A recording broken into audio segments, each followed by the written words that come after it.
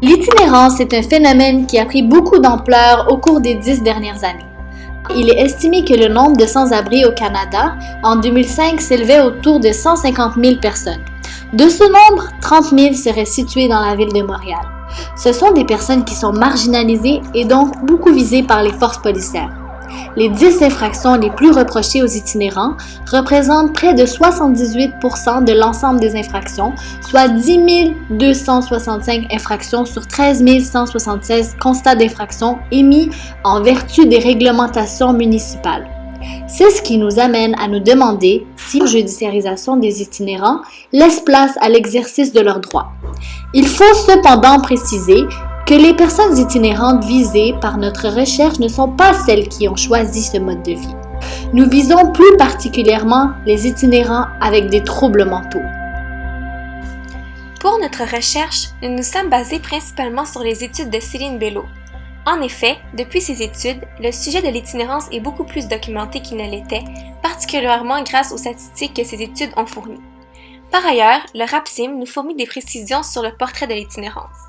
De plus, le rapport de recherche de la Commission des droits et libertés des personnes et de la jeunesse de 2009 nous a aidés pour le volet de l'atteinte aux droits du logement, de la sécurité et de la dignité.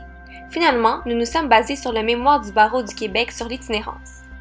Il est difficile pour nous et tout chercheur d'avoir un dénombrement précis en raison de la nature même du phénomène d'itinérance.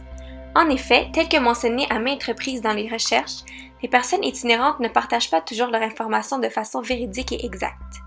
De plus, ce sont des personnes qui sont marginalisées de par la précarité de leur statut et de par leur déviation vis-à-vis de la société. Aussi, il existe sur le sujet une abondance de documentation et des statistiques dont le résultat diffère en raison des facteurs précédents. Notre recherche porte principalement sur les infractions au règlement municipal de la Ville de Montréal. De plus, nous nous sommes limités à l'itinérance chronique et non temporaire. L'itinérance chronique est la plus visible.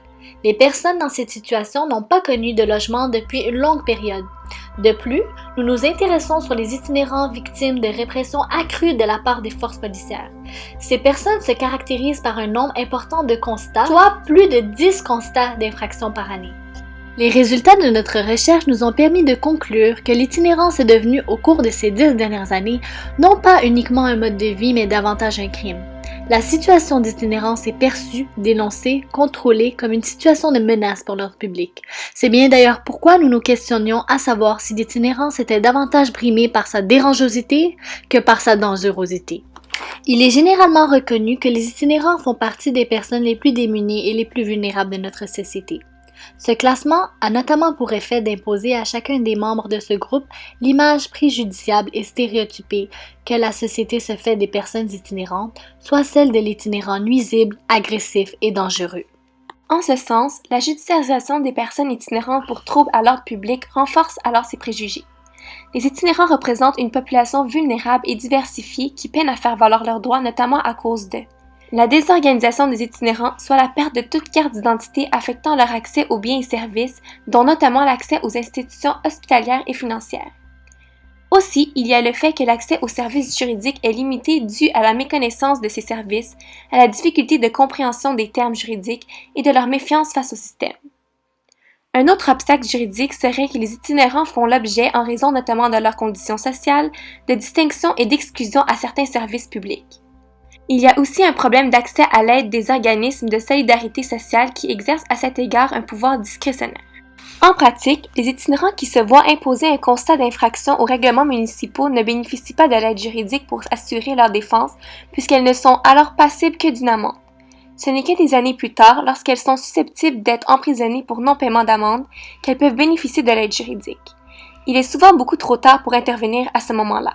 Lorsqu'un itinérant reçoit un constat, généralement il va soit l'ignorer, le jeter ou bien le perdre. Son dossier sera alors réputé prendre la voie du plaidoyer de non-culpabilité. Sans aucun avis, son dossier fait alors l'objet d'un jugement par défaut. Le dossier est ensuite rendu à l'étape d'exécution du jugement.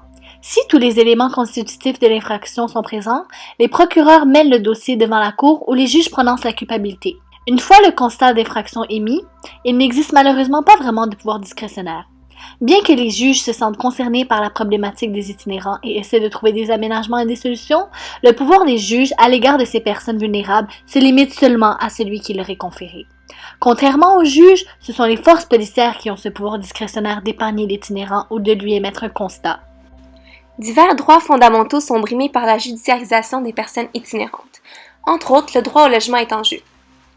En effet, la précarité résidentielle et le manque de logements sociaux constituent un élément majeur des facteurs structurels de l'itinérance. D'ailleurs, le fait d'être judiciarisé peut entraver l'obtention de nouveaux logements. Le logement implicitement protégé par l'article 45 de la Charte des droits et libertés est avant tout le lieu privilégié d'expression de la citoyenneté, le lieu où la personne aux prises avec des problèmes de santé mentale peut débuter son cheminement vers la reprise de pouvoir sur sa vie. Les sans-abri sont clairement démunis du droit du logement. Devant ces circonstances particulières, nous sommes d'avis que le tribunal est justifié d'intervenir puisque le gouvernement est réticent à allouer les ressources nécessaires pour endiguer et prévenir l'itinérance. Le droit à la sûreté prévu à l'article 1 de la Charte est également brimé. Son objectif est de protéger toute personne contre les actes de l'État qui ont des conséquences physiques et psychologiques sérieuses, graves, néfastes sur elle. La sécurité de la personne doit inclure un droit au traitement médical d'un état dangereux pour la vie ou la santé sans menace de répression pénale. En forçant une personne dont la vie ou la santé est en danger de choisir entre, d'une part, la perpétration d'un crime pour obtenir un traitement médical efficace en temps opportun et d'autre part un traitement inadéquat ou pas de traitement du tout, le droit à la sécurité de la personne est violé. Aussi, le manque de sommeil peut avoir de graves conséquences sur la santé des personnes itinérantes. Si le fait de se loger dans des endroits publics comme les parcs le soir consiste en une infraction punissable par amende, on conclut qu'il s'agit d'une atteinte au droit à la sûreté et au respect de l'intégrité des sans-abri garantis par l'article 1, puisqu'ils n'ont pas de place où dormir sans avoir un risque d'être punis. S'inspirant des tribunaux mis en place ailleurs au Canada, notamment du Mental Health Court à Toronto, une solution alternative à la judiciarisation a été mise en place, soit le programme d'accompagnement justice santé mentale à Montréal. Puisqu'on estime qu'entre 30 et 50% des itinérants auraient des problèmes de santé mentale, ce programme a été mis en place à la Cour municipale de Montréal afin d'offrir des services de santé adaptés à la condition des contrevenants présentant des problèmes de santé mentale pour proposer des alternatives à l'emprisonnement. Ainsi, l'itinérant aurait un choix, soit de subir l'incarcération, soit d'accepter un encadrement par un intervenant et de coopérer pour l'amélioration de sa santé, ce qui pourra éventuellement retirer toute accusation émise contre lui. Notre recherche nous a permis d'établir que ce choix donné à la personne itinérante n'est pas vraiment un vrai choix.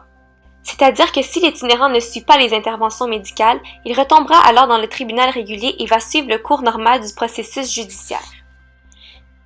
L'itinérant doit consentir aux soins médicaux au risque de se retrouver en prison. Ce consentement aux soins que l'on peut qualifier de vicié porte atteinte au droit à la liberté garanti par la Charte canadienne qui est intimement lié au concept crucial de dignité humaine. Ce dernier donnerait le droit de prendre des décisions personnelles fondamentales sans l'intervention de l'État. À la lumière de nos recherches, le droit à la dignité qui devrait conférer à l'individu une marge d'autonomie dans la prise de décisions d'importance fondamentale pour sa personne n'est pas respecté lorsqu'on impose à l'itinérant un choix préconçu entre l'incarcération ou l'intervention médicale.